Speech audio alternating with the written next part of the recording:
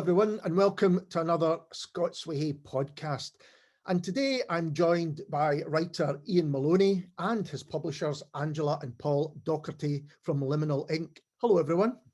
Hello. Hi there. Hi, Alec. So we're here to talk about the publication of Iain's novella, Life is Elsewhere, Burn Your Flags. But we also want to talk about Liminal Ink as a new publisher, because I think that's interesting as well. But first of all, Iain, why did you decide to write this book and why in this form? Why did I decide? That's a difficult question to start with, Alec. In part, so that it's about two characters, a married couple, Cormac and Eri, who live in Japan. Cormac's from Ireland and Eri's Japanese. And these are characters I came up with in about 2015 for a completely different book I was going to write that went nowhere. Right. It was a pretty bad book, and I tried and it didn't go anywhere, so I wrote something else instead.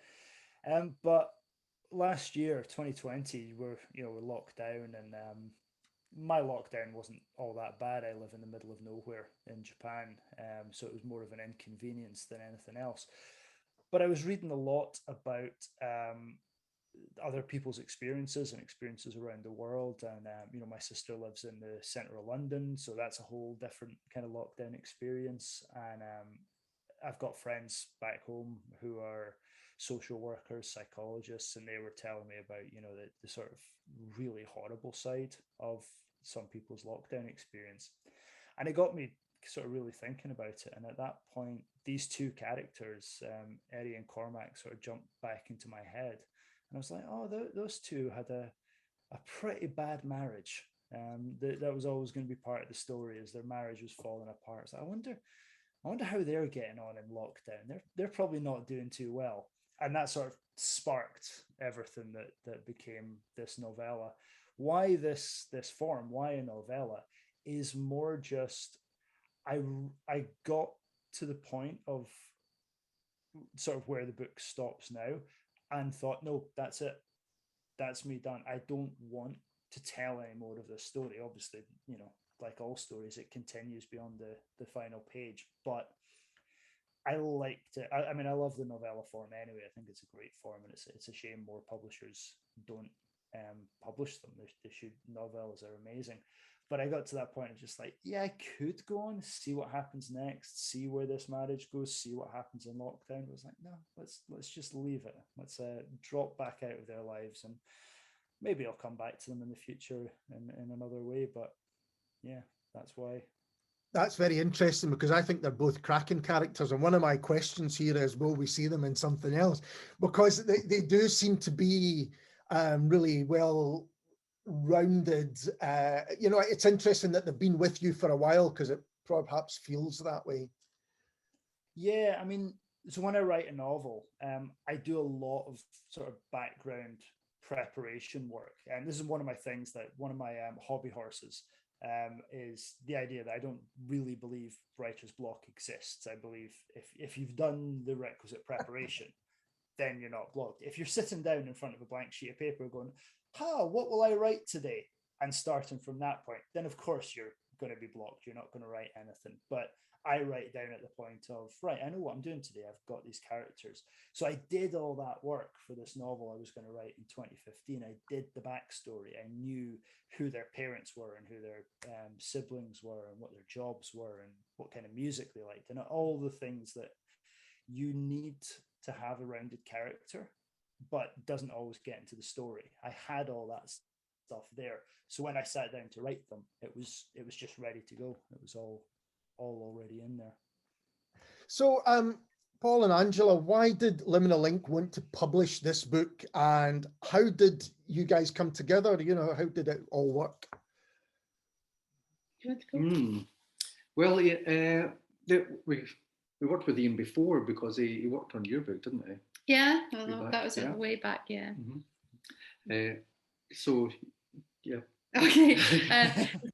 Well, for me, it's because I already enjoyed his writing anyway. But when the book came to us, we were kind of not sure whether we were going to carry on with Liminal Ink. It had been something that we had started during lockdown, and we weren't sure what we were going to do with it. It'd been a creative project. And there was something about, for me, there's something about, I love novellas, I love short stories. There's something about that amazing energy that you get in a short form, that you get brought into something and you get taken out of it and you're left with your imagination to fill in the gaps. And I love that. But what I particularly enjoyed about Iain's book is the energy that he captures around, well, for me, I suppose it resonates more with the female character because of her age and her look. You know, I'm not giving very much away because I don't want to, because I think everybody should read it.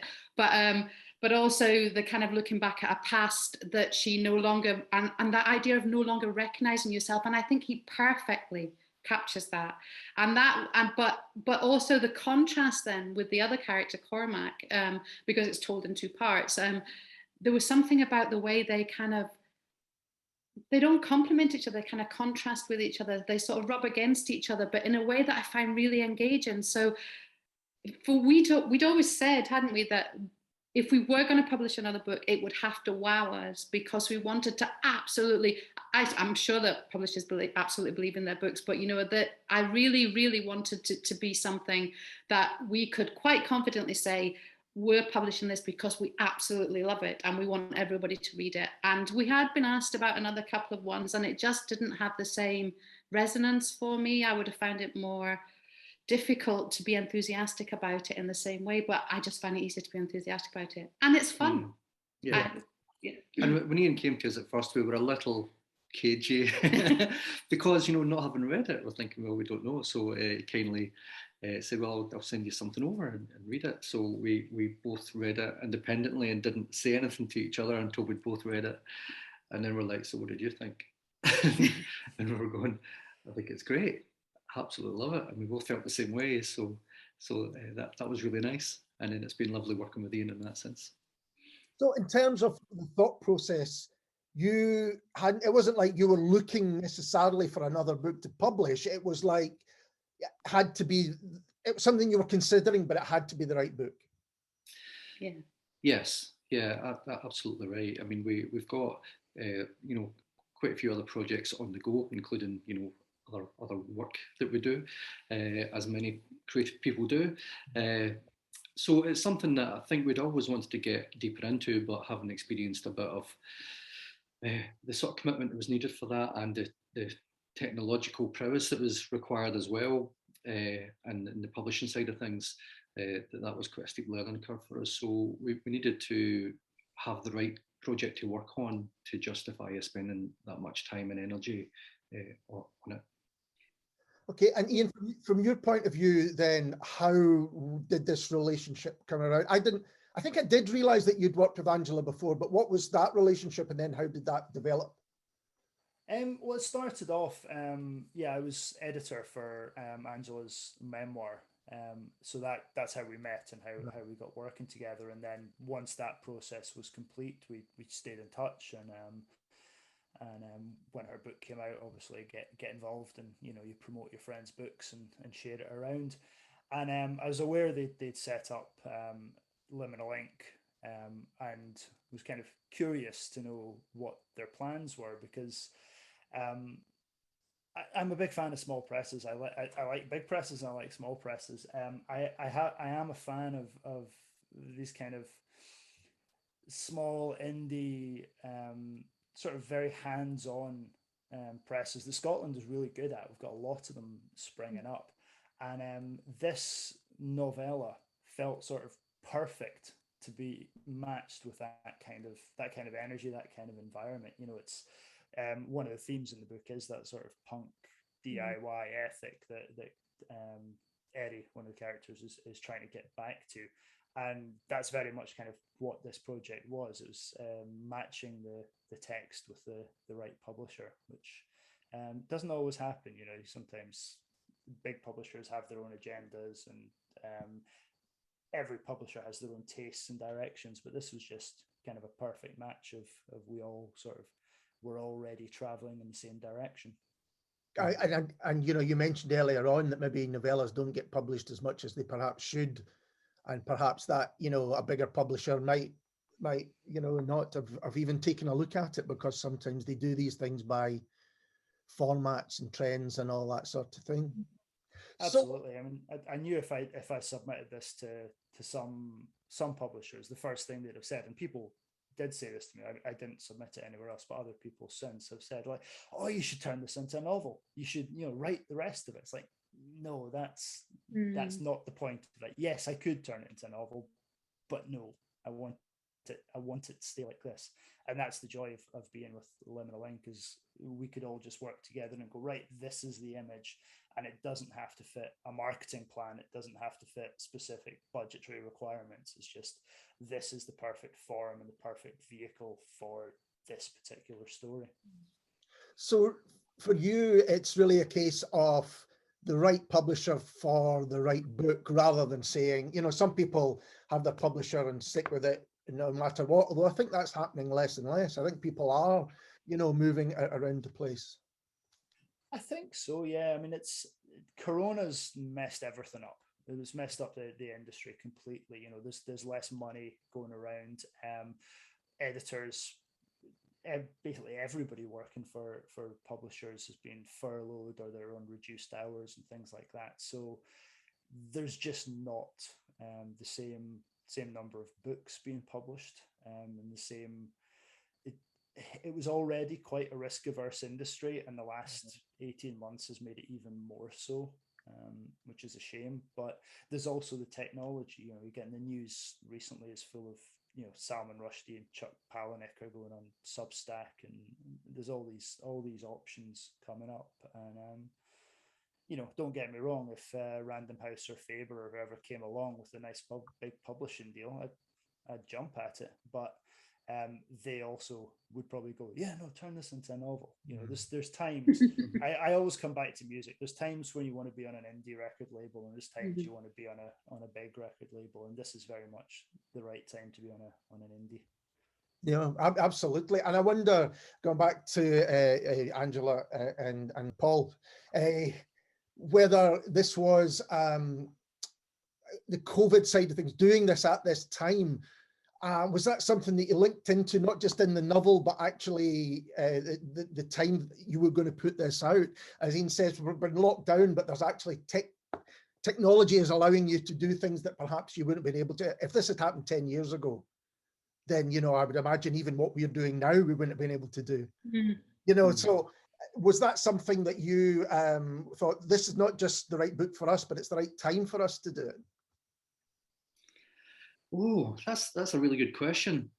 I would kind of say yes and no to that. No, because I think the book deals with some concepts that are just so timeless. Relationships that are struggling, people who are not sure how they got to where they've got to, and looking perhaps to the past to try to unravel where they're actually going. So that's a sort of timeless aspect of it that could be in a book that had been released any time in the last 100 years, I suppose, or the next 100 years. But for us, I think because lockdown generally had a lot of people asking themselves questions as to what was important in life and where they were going with it, that from that point of view, and the fact that COVID, the book is set, on Christmas Day 2020, right in the middle of this experience we're going through. So in that sense, it was a good time for it. But the concepts are universal and timeless. I think, sorry, I was going to say, I know you said kind of technology-wise, I think that probably, from that perspective, and the fact that Iain's in Japan and we're here, and I think that probably had an impact in the sense that, like Paul said, it makes you think about, reevaluate your own life, but it also makes you think of possibilities to try and be outside of what would be the traditional way of doing things, possibly, or making connections in other ways. And I think that COVID kind of, like you said, opened up a much more about, I think people have become much more kind of responsive to this kind of thing that we're doing now, the whole kind of speaking online and stuff. And that made the possibility of working with somebody in a different country both interesting and exciting, because it meant that we've had meetings where, we've gotten up early so that we can speak to Iain, and Iain's been there later. And we don't, most of our communication has been done via email in the traditional sense, but it does allow us that opportunity to be able to, it's nice to speak face to face, you know. Iain had been my editor, but we'd actually not spoken to each other face to face until this project, which we've spoken to each other a lot by email, and it's actually really nice, you know, to kind of like be able to speak to someone and know, then you can kind of envisage the conversation. When you have to doing the whole email thing, you can picture their face and it feels more, you know, like you're having a conversation rather than just, and I think from that point of view, the time was right in the sense of, you know, it's kind of opened up, it's made people more amenable to those kind of things.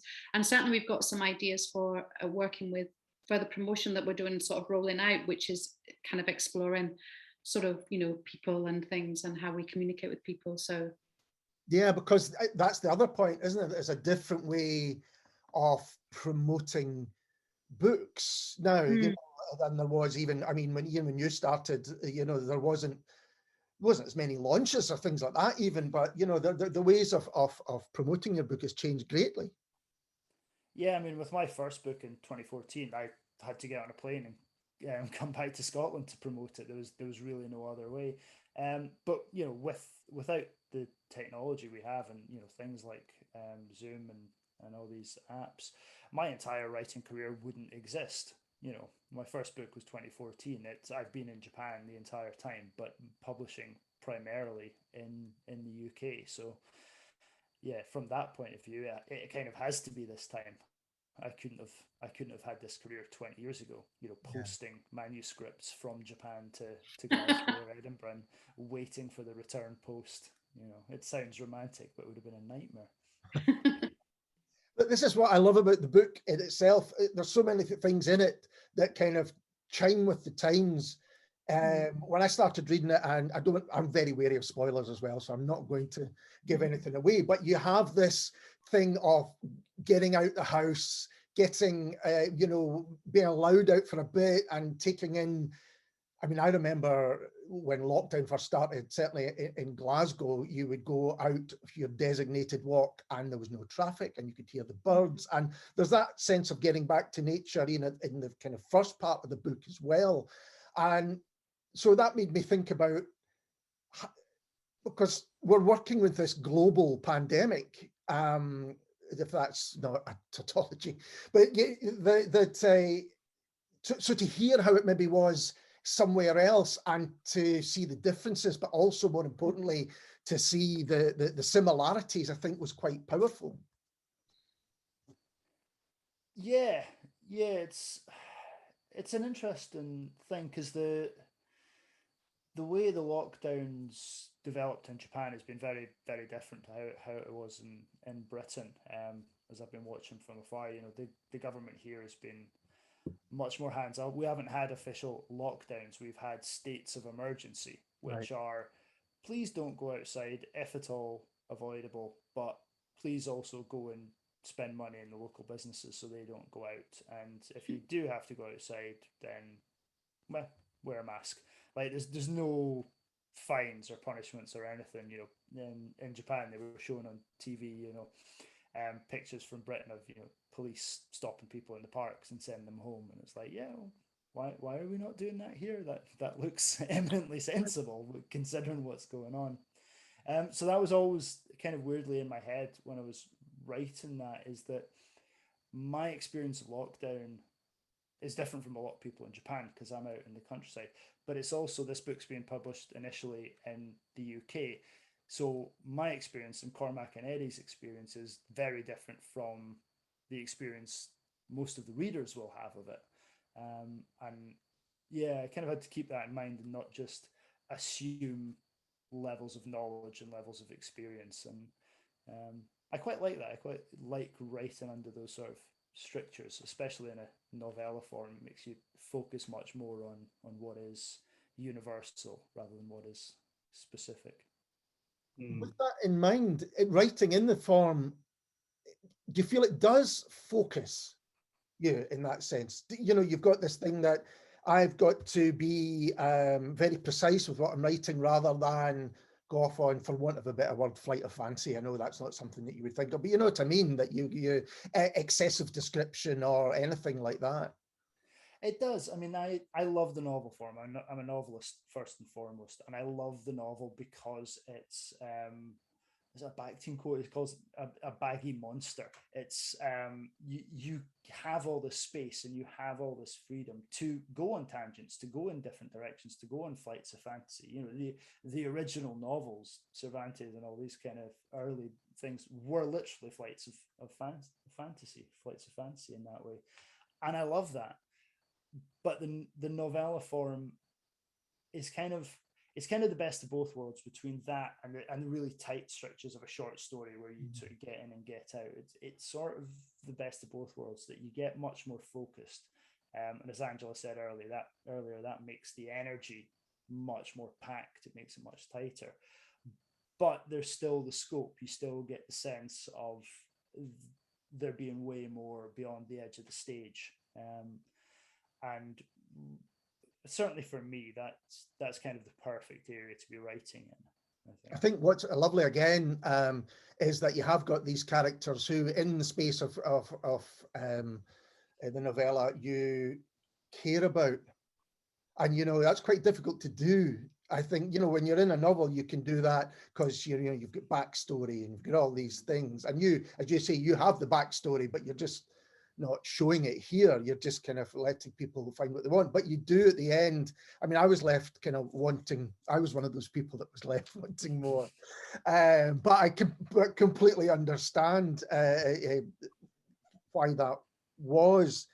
Going back to the idea of the process between you, I'm really interested in how that worked, because we said this is a way that you can work that you previously couldn't.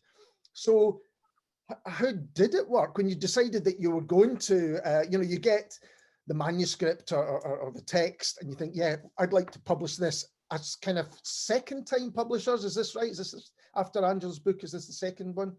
Yeah. Effectively, yeah. Yeah, so how did you go about it? Practically. Well, practically, okay. Well, yeah, Iain sent us a manuscript. We read it.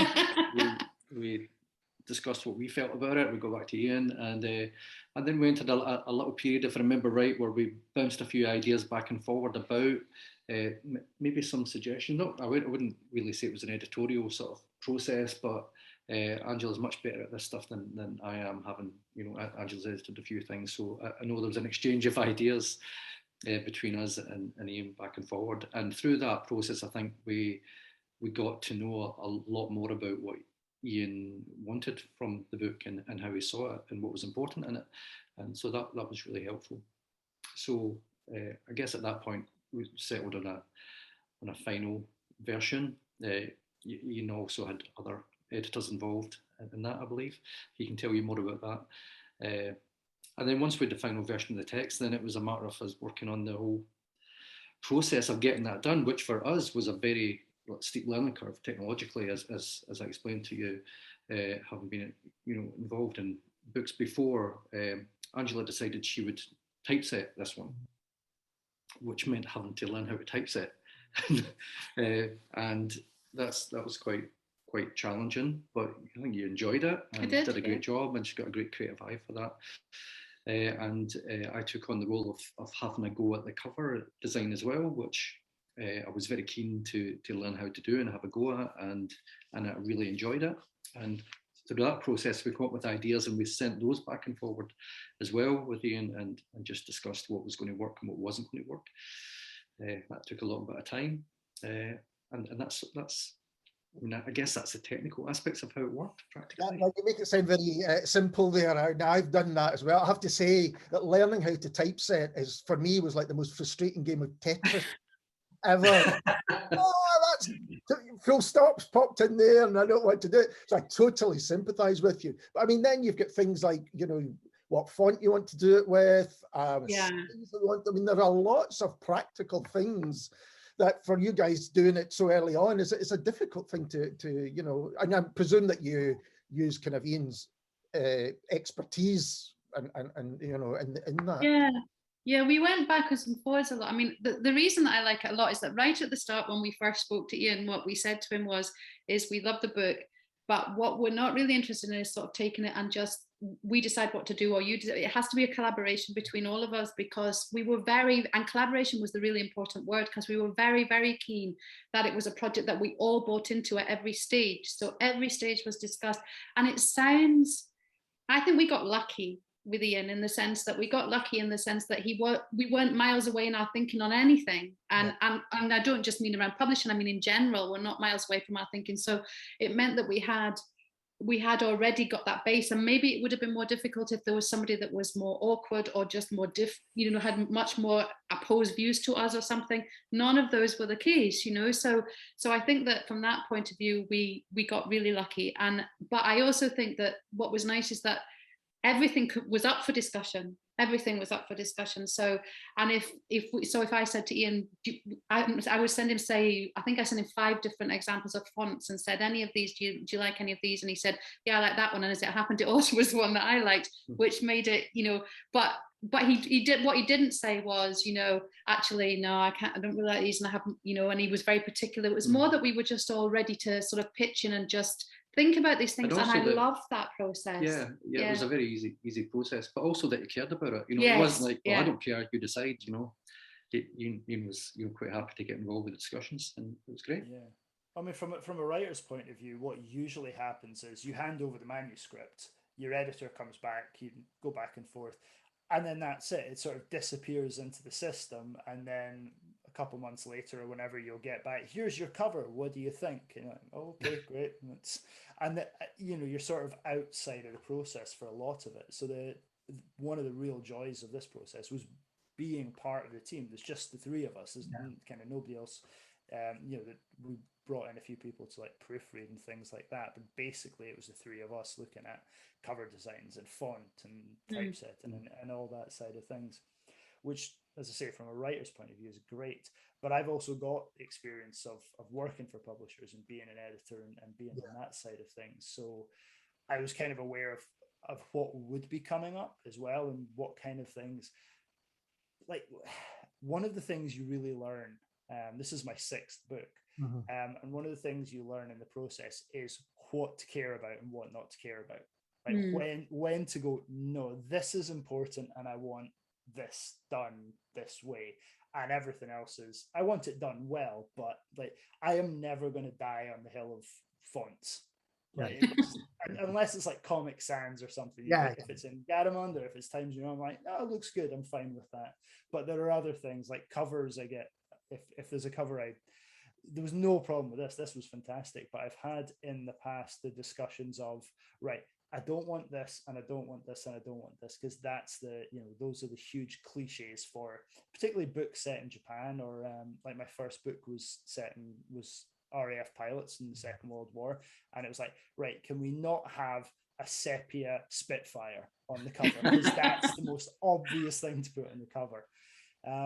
So yeah, it was, as they say, it was just a real collaboration where we were all more or less on the same page. And when we weren't on the same page, it was the thing that only one of us actually cared that much about, and everyone else was like, yeah, fine, if that's what you want, let's go with that.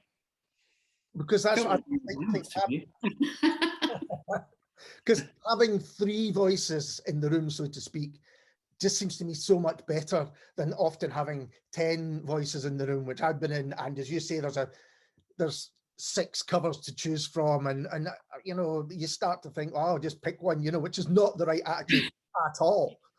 And I have to say, for people watching the video version, here is the cover, and it's absolutely gorgeous. It's the wrong way around, but I can flip that when we put the video out. And this was, Paul, your doing.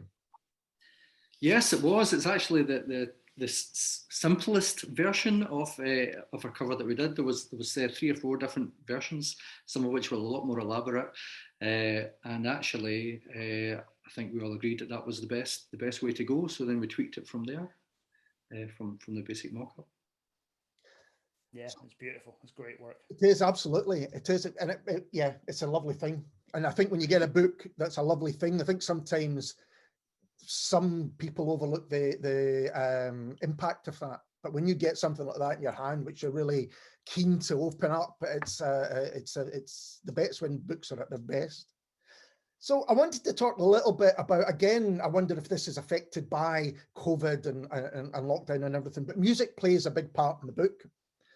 And but kind of so does nostalgia. There's a lot of looking back. And I wonder if, Iain, if you felt that was something that was heightened by lockdown, you know, this idea that, well, is this the world coming to an end, or whatever you thought at the time, and looking back kind of gave comfort, because it kind of did for me, I think. I think so, yeah. I mean, if you're stuck inside, you know, you dive back into your LPs or your CDs or whatever, and you know, fill your time that way. But I think it's more. I'm 41. I turned 40 during lockdown, and the characters in the book are that age as well. I think it's more like a Gen X midlife crisis book than a lockdown book in terms of that side of things, the nostalgia. So there's the two characters, Eddie and Cormac, and one of them is really looking back into their past and trying to sort of work out where they went wrong along the way, and the other one's really thinking about the future and what's going to happen next. And so that interplay of the nostalgia for the past against fear for the future was a big part of the book. So yeah, I think that side of things, the music particularly, came more out of the sort of that Nick Hornby thing of, I'm turning 40, I've got to go and listen to all my old records again, and I've got to get in touch with all my ex-girlfriends again, and that kind of thing. So yeah. Do you think that maybe that kind of theme might have happened anyway? Because I just wondered whether, because it did seem to me that a lot of people were going back to movies or back to, you know, albums or things like that, almost as a sense of comfort. I think, yeah, there is that around, but it's also, pop culture these days is incredibly nostalgic. I mean, the people that are financing things, the people that are commissioning things are sort of people that are nostalgic about the past. I mean, the biggest movie franchise in the world is Marvel Comics. You know, this is people who read this stuff as kids and watched cartoons and things as kids, and now they're adults and have the power, are making their nostalgia into business. It's everywhere. You know, you go on Netflix and there's the movies that made us and the games that made us, the toys that made all these kind of things. It's sort of, it's in the air anyway, I think. And you know, I'm a huge fan of 90s music, and I think it's a shame the 90s ever ended. So I'm always going to be nostalgic for that kind of pop culture. That was the line that got me, Iain, was, I wish the 90s had never ended. I mean, fashion-wise, they never have for me. I think one of the characters in the book is looking back not for comfort though, but for an antidote to the comfort, perhaps. Yeah. Back at a time when things were more raw. Yeah, because again, without giving anything away, you have these two stories. For you, Iain, how did they relate to each other? Past the characters. Yeah, that's a really interesting question. I mean, there's that, they're mirroring in some ways in that, as I say, you know, Cormac's looking into the future and Aries looking into the past. But they are, as Angela said earlier, they're, you know, they don't, as a married couple, they don't really complement each other. They sort of contradict each other and rub against each other. So that sort of, their stories, the story from one level is about their marriage, but very little of what either of them think about. And the majority of the book is inside Cormac's head and then inside Eddie's head. They think about each other remarkably little throughout it all. They're thinking about other things outside the marriage. So yeah, it's almost like, if I was ever to visualize it, draw a picture, you know, of it, it's almost like they're standing back to back, looking out, and they're together, but they're facing away from each other the whole time. And I wrote it in a really fast burst, or I drafted it, I should say. I'm going to get caught up in this Kerouac thing of, I wrote it really quickly. I didn't. I drafted it really quickly. So I wrote Cormac's past part first, and that was really fresh in my head as I was writing Eddie's part. So it automatically sort of fed back into itself and kept going back through. So yeah, one of the initial ideas we were kicking around was the idea of having some of them published with Cormac's story first and then Eddie's, and then having other editions published with Eddie's story first and then Cormac's, and sort of doing that Ali Smith thing. And I think logistically it was just going to be a bit too much work, a bit of a nightmare. But yeah, they could be seen one way or the other. They're mirror images. So that is one of the things I really loved about it, was they can stand alone. You could read both alone, but actually you get so much more when you read them together, when you bring them together. What about you guys, about in terms of the nostalgia aspect of the book? Was that something that chimed with you or not? Yeah, certainly. Yeah, some aspects of it. There was so much in it that resonated with me. The idea that Cormac's thinking back on, you know, friendships that he had, and you know, what a different person you might have been in the past. That was quite interesting to me, and I could feel that. But also from Eddie's point of view, thinking back to a life, you know, on the road with a band and stuff, which is something that I've done. And yeah, I do think about that now and again, less and less as I get on. And more often with a sort of, oh, I'm glad I'm not out on the road somewhere on a night like this. But yeah, I can understand that once you've sort of tasted that part of life, it is something that is so very special and so very impactful that it's always going to be there, you know, in the background to your thoughts. Yeah, although I think for me it was more a struggle with how you are now, that kind of idea of, you know, not of coming to terms with the fact that you're not that person that you were before. That's the bit that really resonated for me. I thought that, so it wasn't so much a nostalgia, but more a kind of a trying to come to terms with something, you know, and that could be for various reasons in my own life, but I think that was the thing that really, when I read that part, I was just thinking, wow, this is just like this is exactly how I would try and describe it, you know.